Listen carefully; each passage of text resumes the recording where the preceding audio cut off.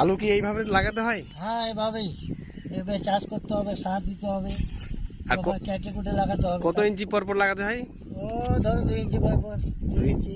2 ইঞ্চি 3 ইঞ্চি পর পর। হ্যাঁ, আচ্ছা, এটা কতদিন পর উঠবে? এটা উঠবে তোমার, এটা চলছে অক্টোবর মাস, ফাল্গুন মাস, ফাল্গুন চৈত্র মাসে আর কি পয়লাতে। ও, তারপরে এর খাদ্য টাদ্য কি কি দেওয়া হয়েছে জমিতে? এর খাওয়া আছে, এমপিকে আছে, ডিএপি আছে, মিক্সচার আছে, ইউরিয়া আছে, ফোরেট আছে। আর স্প্রেতে কি কি লাগে?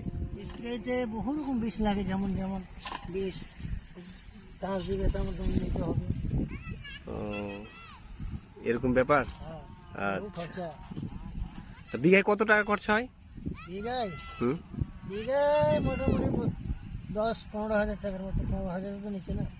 ও, আচ্ছা।